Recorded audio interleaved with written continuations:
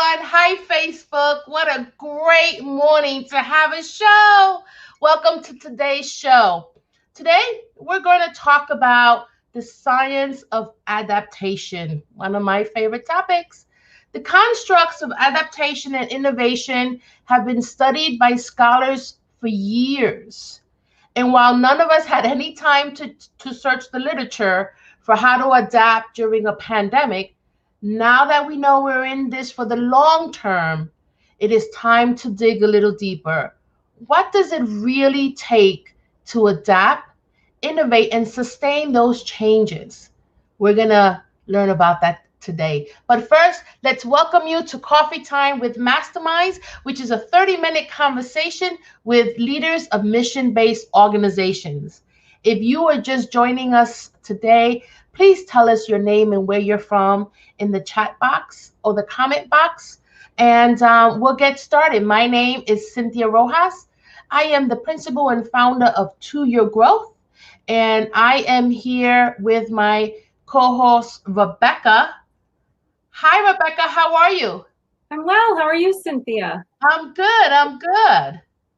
I'm Rebecca Tuttle. I'm the founder and principal of Grant Right Now and Grant Writing for Good. Cool. Let's bring on Peter. Peter. Good morning. Hi, how are you? Good, thank you. I am Peter Blakely, and I'm the founder and principal of Blakely Consulting. Cool. Well, welcome aboard. Welcome aboard. Good to see you. Yeah. Today's guest, Dr. Tanya Hills, is the founder and principal of Consultant Strategies. Dr. Hills has spent many years studying adaptability and innovation in nonprofit organizations. Her research has found that there are indicators that can actually predict whether an organization is ready or most likely to successfully adapt. And so I am excited to have this conversation with Dr. Hills. Let's welcome her to the show. Hi, Tanya, how are you? I'm well. Good morning, ladies. Good morning. Good morning. How's it going so far? Well, thank you. All right, cool. So, Tanya, good to have you here. We've been talking a lot about adaptation and innovation on our show, and I wanted to define those terms a little bit. When we say adaptation, we generally mean finding a way to deliver the same program and reach the same outcomes. And innovation can mean being creative in the context of your assets and opportunities and strengths right now to maybe innovate a different program or create something new or focus on a different set of outcomes. That makes sense. Cool. Okay. So what you have found, Tanya, and why I think this is very interesting is that whether an organization is adapting or innovating, oftentimes success is related to the organization as opposed to the change itself. Is that something you would agree with? It is. I through my research, have understand that organizations are essentially like people. They evolve. They're living, breathing things that evolve throughout time. And so when we think about sort of the adaptability of organizations, we can think about it as being sort of on a spectrum. The easiest way to think about it is maybe like a 4-point scale, where at the onset, level 1, an organization is in need of improving its ability to be adaptable, and respond in situations where things change, either externally in the external environment in which we operate, or internally. Sometimes the changes occur internally. And so, if we think about it as being on a spectrum, with 1 and 2 being at the lower end of the spectrum, and 3 and 4 being at the higher end of the spectrum, we can sort of predict whether an organization is positioned to be successful and sustainable into the future. It's not an exact science, but it is a way to sort of understand how to position organizations and provide training and provide recommendations for how they can better position themselves for adapting to change. I love that. I'm getting a little bit of a kickback. I don't know if other people are hearing it, but I like this idea of this spectrum, right? That it's not binary, it's not either or. It's not like if you don't have these indicators, you can't adapt successfully. And if you do, you're going to be a superstar. I'm liking that concept. Peter, were you going to say something? Yeah, so what I'm interested to understand when you say characteristics of the organization, are they quantifiable? Right? Obviously, I want to count and measure everything. Are you talking about things like size and staffing number, or are you talking about culture? Yeah, I would say both of those types of things are included. And I would say, we as scientists can come up with all sort of interesting ways to try and quantify what that looks like. And there are a lot of instruments that have been developed to quantify that. They all are consistent with some general themes that they have in terms of measurement, but they are also very different from one another.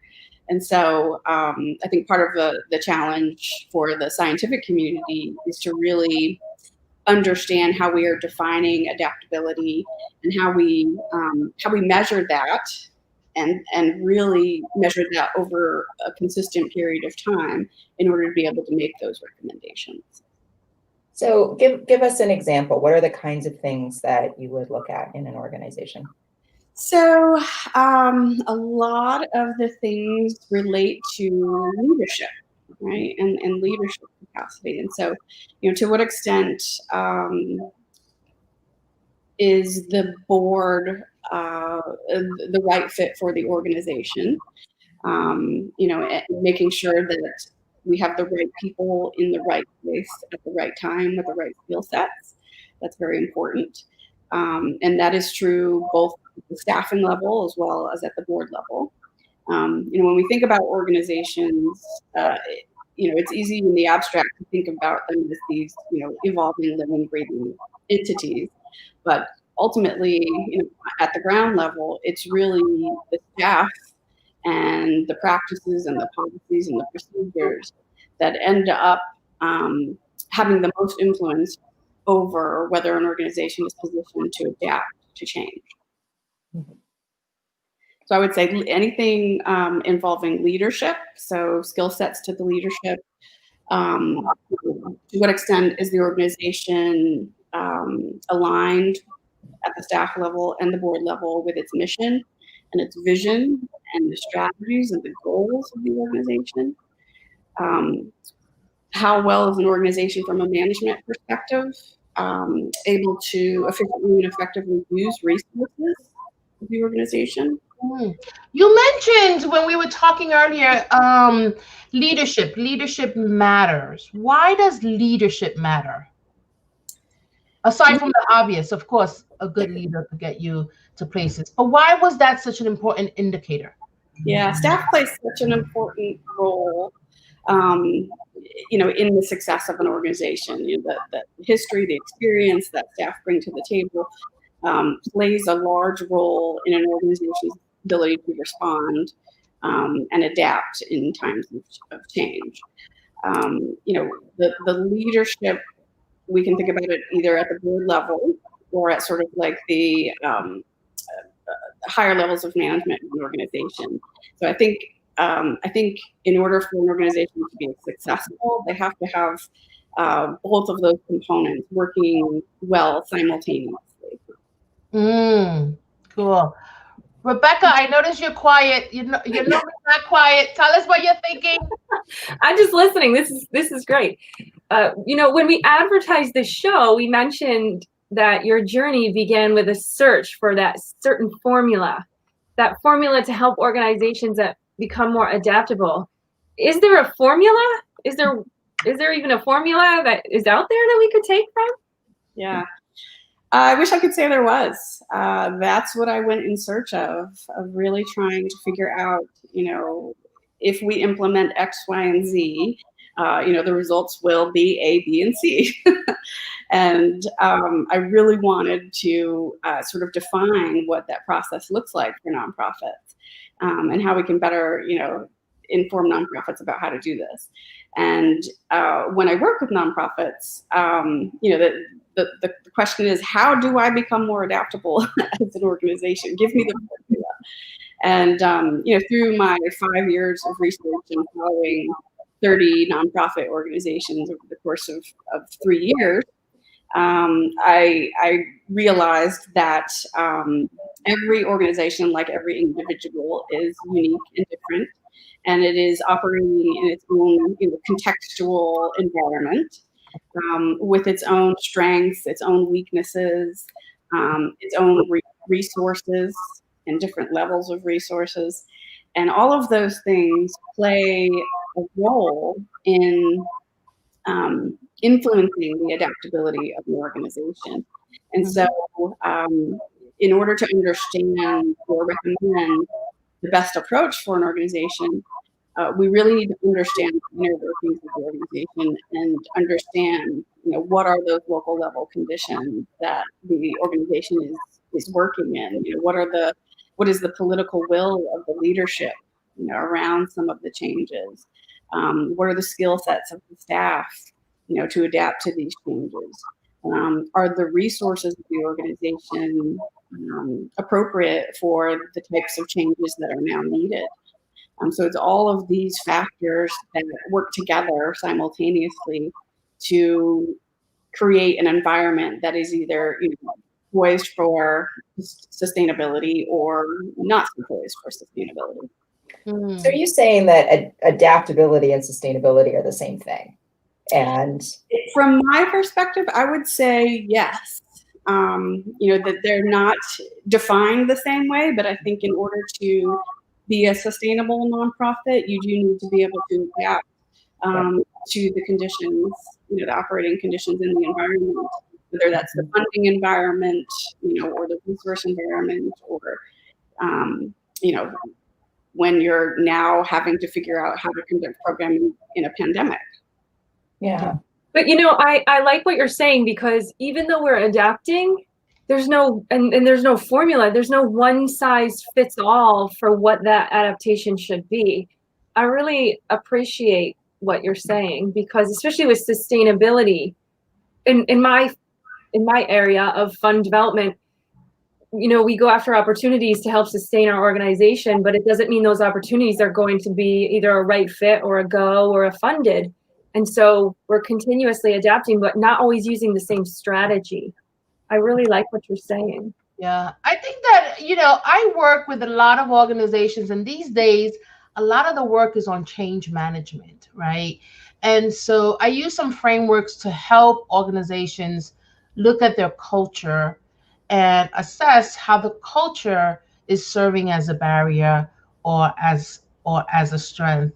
And it plays a really big role. And I've seen it in organizations that are not used to change, and people have a certain skill level and they don't want to adapt, and they definitely don't want to innovate. And so I've seen that. And then I've worked, excuse me, I've worked with organizations where they were highly adaptable, but the pandemic just kind of felt like a little bit too much. It was too much, too fast, too big for an organization that does that all the time. It didn't feel any easier. And so I can see how you still need to look at the culture and see how that influences your ability to adapt. It's probably a very key component. Yeah, no, I would agree. Culture is almost one of those things that is not talked about enough. Mm-hmm. When we talk about adaptability and we talk about change and organizational capacity, the culture of the organization.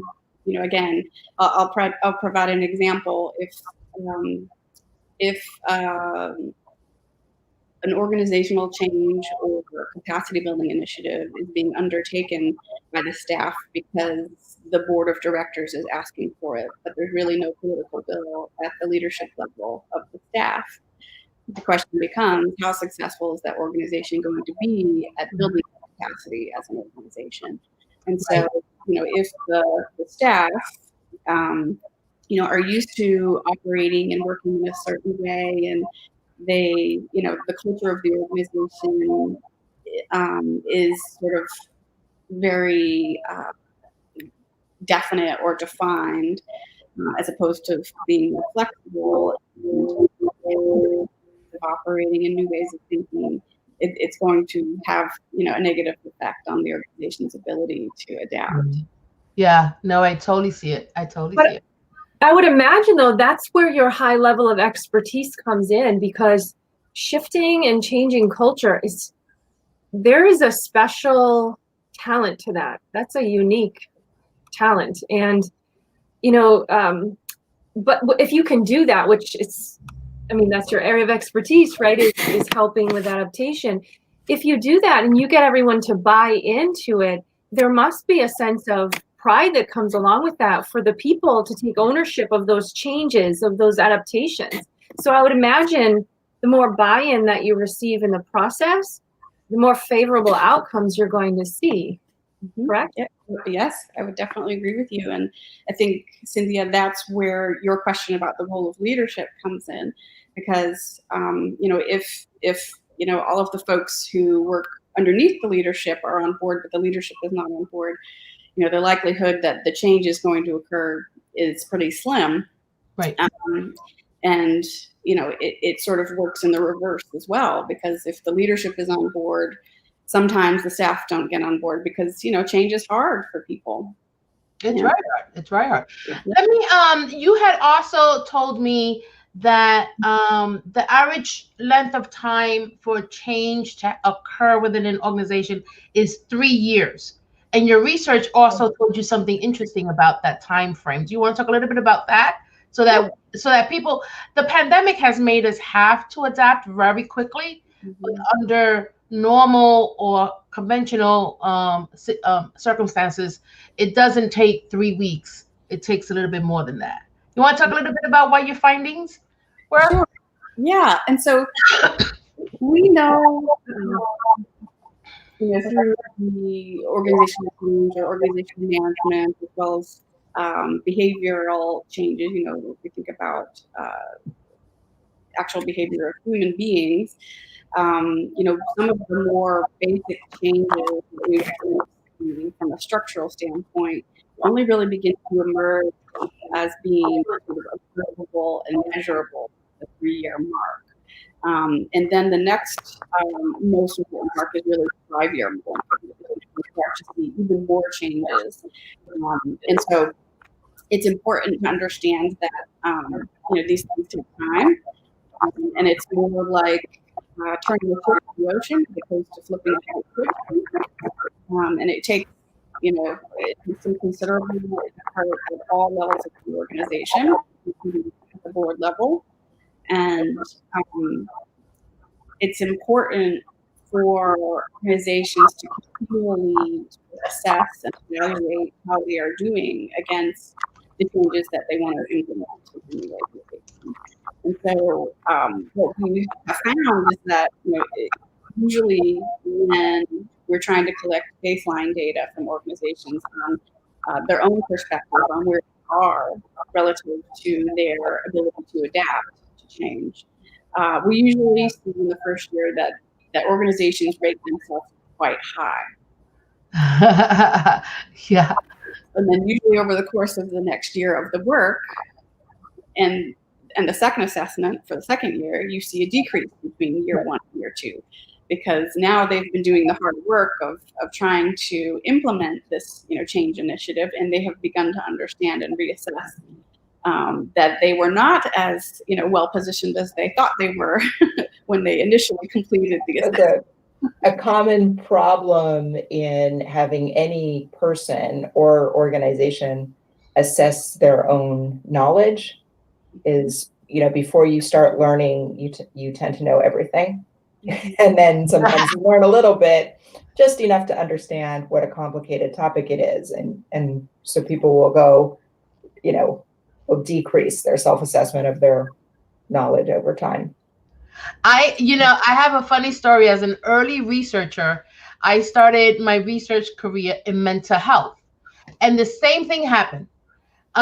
We would assess the clients, and then we would at baseline intake, and then we would assess them 3 and 6 months later. And my data was showing that they were getting worse, right? Mhm. And I remember having to get in front of the staff, and how was I going to tell them that they were making our clients worse? I tell you, They and were probably making them more self-aware. right. And so what I did, thankfully, is I consulted with one of the psychologists, and I said, look, the data is the data. It is not lying. Numbers they're getting worse. And she explained to me that it happens in mental health, where once you start realizing all the stuff that's happening, you really can accurately assess where your mental health is. So I guess it happens everywhere. But that was my one of my The data collection solution to that is the retrospective pre-post. is the retrospective Right, where you ask people after to rate their condition before, because now they'll use their now understanding of their field and rate their pre-intervention knowledge relative to the same scale that they're using now. Oh, that's interesting. That's interesting. So I liked hearing, and Rebecca is having some technical issues that she's dealing with in the background. I don't hear the kickback anymore. Are we okay? Do you guys hear the kickback? The repeat? Yeah, I don't hear it anymore. Okay, I don't either. So so the reason why I wanted to talk about that 3-year mark, and Tanya, I didn't hear what you said about the 5-year. You said something about 5 years. Can you repeat that? Yeah, so at the 5-year mark is when when some of those more observable and substantive changes start to be observable and measured. And so it's almost like you do a lot of really tough work to implement these changes and to strategize around what those changes are and what they, how the organization needs to change, and develop those strategies for those solutions. And then you begin to implement them, and you start to see very some initial changes in year 3, but then really at year 5 is when you start to sort of really see some of the more poignant changes that you're trying to make, and you start to see things pay off really in the 5th year. Nice.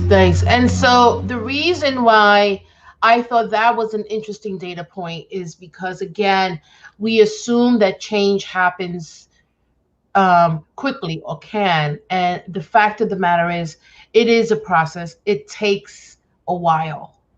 It does. And so really hard to do, and a lot of patience. You also talked about how if there is high leadership turnover, the likelihood of the organization adapting successfully is lower, because with the turnover, there comes new learning, and then a new person, and that whole onboarding process. So that can impact an organization's ability to adapt. Do you agree?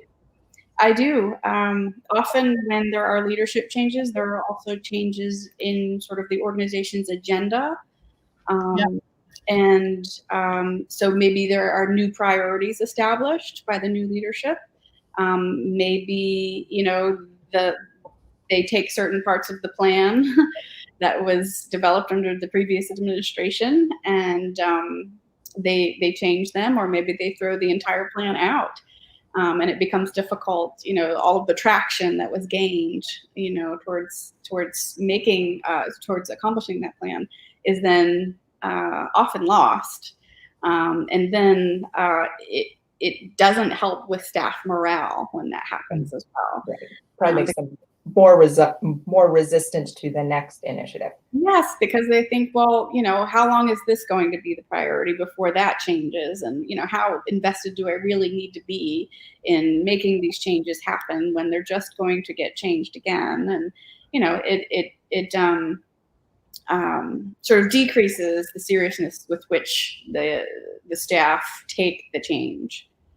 So what do you recommend to an organization that that is not adaptable ready, right?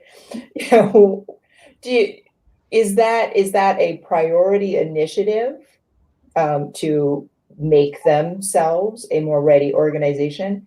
And if it is, what is the first step? Yeah. So first, I think it is important to say that some organizations are really great at drawing a line in the sand on what their services are, who their target population is, what their programming is, and they have developed over time a formula for understanding how many staff they need in order to execute this plan and deliver on their mission. They know how many resources they need and where they need to allocate those resources. And many organizations are sort of happy where they are and not necessarily looking for, they've sort of found their sweet spot. But for those who, continuously struggle to, understand what the needs of their target population are, they struggle to really have identified what the mission of the organization is and what they're really trying to accomplish. And they're struggling to find resources to advance their mission, which is, for the most part, most nonprofits. Right.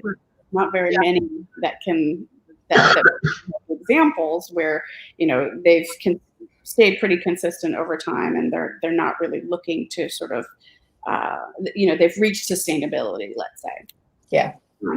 And so, so just to put that out there, that not every organization, this is not necessarily an agenda for every nonprofit, but for those for whom it is, I think those organizations need to ask themselves some tough questions at the staff level, tough questions at the board level. Cynthia and I spoke about yesterday, during this time when we're dealing with a pandemic, the required skill sets of an organization have shifted, right? And so now there is a need for folks who have a good facility for technology. Your staff, are technology averse. The organization will struggle during this time. And so really thinking through, what are the practices, policies, procedures, values, and strategies that the organization now needs to reconsider during a time when it's clear that the organization's sort of existence is in jeopardy. Yeah. No, it's definitely complicated. I just want to respond to a comment we received, and it's so interesting. So Rebecca's still having technical difficulties, but she's giving me orders through the background. And order. She said Myra has a comment. Don't forget her. So let's so Tanya, Myra is a loyal viewer of the show. We just blocked you a little bit because this gets really big, but we're going to bring you back in a second. And so Myra was talking about, this is when we were talking about how your data goes bad before. Oh, yeah. And so she's talking about her team. I've noticed that our suicide ideation, she works with kids in schools in New York City, is rising, the suicide ideations. But that's because we're seeing all students with IEP plans, IE plans, individualized education plans, as well as at-risk students. So the at-risk students have gone up. At first, we thought we were like not helping, but we are helping. And yeah, so that's another thing. I see Peter laughing because that's another thing that a really good evaluator catches on very quickly. Yeah. But sometimes it can be missed. It's not so much that kids may be getting worse. Her population got wider, and that population happens to be a population that's at Population that needed you, and Right, you weren't measuring that need before. yeah. So all the importance of data, the importance of data. Thank you, Myra, for that question. Yes, I am glad your team realizes that in fact you are helping people, and you guys do great work in New York. And thank you for the comment. So we're at the 30-minute mark. Tanya, we heard a lot of things about indicators, right? Let's go through them one more time. Leadership. Hang out for a while. Operational. Operational. Yep. Management. Yep. And then adaptability. Yes. And so really also looking at your culture and really being honest about what your barriers are and what are your strengths, and then work to tear down those barriers, I would imagine. Yeah, I kind of cluster that into the adaptability category. Mm-hmm. Yeah. It's important enough to be called out. Yeah. Well, as someone who I too study change, I'm fascinated by change. I was fascinated from the day I met you about your research and we didn't talk about your personal mission. So let me just turn it over to Peter and see if Peter has any other questions. And then we can end with Tanya's personal mission. No, go ahead. I want to hear about Tanya's personal Tanya, tell us about your personal mission. Yes. All right, great. Thank you. So my personal mission is to use research and evaluation methods as a catalyst for social change. And I help nonprofits maximize and leverage research and evaluation in order to create the social change that is aligned with their mission. And so I'm very thankful to you all for having me on and giving me the opportunity to talk about the work that I love to do. Yeah. Hey, and we love to talk about it. All right. So we are going to say thank you, and we thank our viewers. We thank you, Tanya. Rebecca did not get a chance to come back on, but she's still directing us from behind the scenes. Thank you, Rebecca. Thank you, Rebecca. And let's have a great weekend, everybody. Have a great weekend, everybody. Ladies, have a good one. Bye.